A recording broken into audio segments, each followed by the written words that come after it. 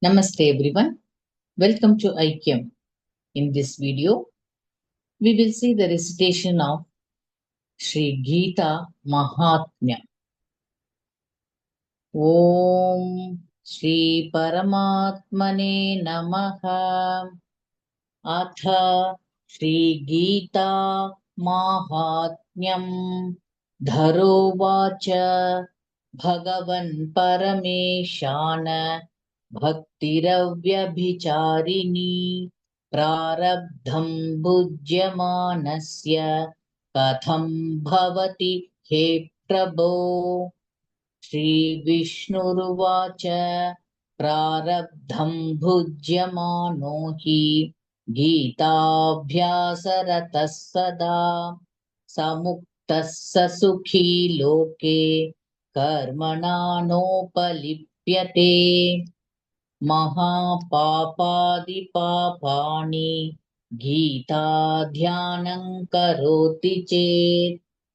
क्वचित् स्पर्शन्न कुर्वन्ति नलिनीदलमम्भुवत् गीतायाः पुस्तकै यत्र पाठः प्रवर्तते तत्र सर्वाणि तीर्थानि प्रयागादीनि तत्र वै सर्वे देवाश्च ऋषयः योगिनः पन्नगाश्च ये गोपाला गोपिका वापि नारदोद्धव पार्षदैः सहायोजायते शीघ्रं यत्र गीता प्रवर्तते यत्र गीता विचारश्च पठनं पाठनं श्रुतं तत्राहं निश्चितं पृथ्वी निवसामि सदैव हि गीताश्रयेऽहं तिष्ठामि गीता मे चोत्तमं गृहं गीता ज्ञानमुपाश्रित्य त्रीन् लोकान् पालयाम्यहम् गीता मे परमा विद्या ब्रह्मरूपा न संशयः अर्धमात्राक्षरा नित्या स्वनिर्वाच्यपदात्मिका चिदानन्देन कृष्णेन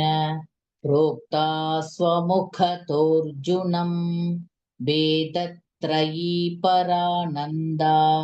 तत्त्वार्थज्ञानसंयुता योऽष्टादशजपेन्नित्यं नरो निश्चलमानसः ज्ञानसिद्धिं स लभते ततो याति परं पदम् पाठे समग्रे सम्पूर्णे ततोऽर्धं पाठमाचरेत् तदा गोदानजं पुण्यं लभते नात्र संशयः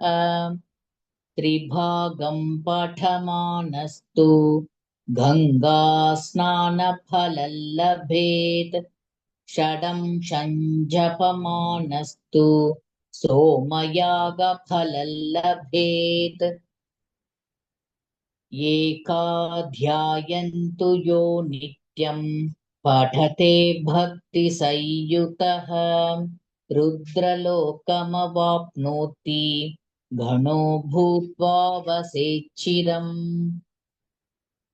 अध्यायं श्लोकपादौ वा नित्यैः पठते नरः स याति नरकाय यावत् मन्वन्तरौ वसुन्धरे गीताया श्लोकदशकं सप्तपञ्चचतुष्टयं द्वौ त्रीणेकं तदर्धौ वा श्लोकानायः पठेन्नरः चन्द्रलोकमवाप्नोति वर्षाणामयुतं ध्रुवं गीतापाठसमायुक्तः मृतो मानुषताौ व्रजेत् गीताभ्यासं पुनः कृत्वा लभते मुक्तिमुत्तमाम् गीतेत्युच्चारसंयुक्तः म्रियमाणो गतिं लभेत् गीतार्थश्रवणासक्तः महापापयुतोऽपि वा वैकुण्ठं समवाप्नोति विष्णुना सह मोदते गीतार्थं ध्यायते नित्यं कृत्वा कर्माणि भूरिशः जीवन्मुक्तः स विज्ञेयः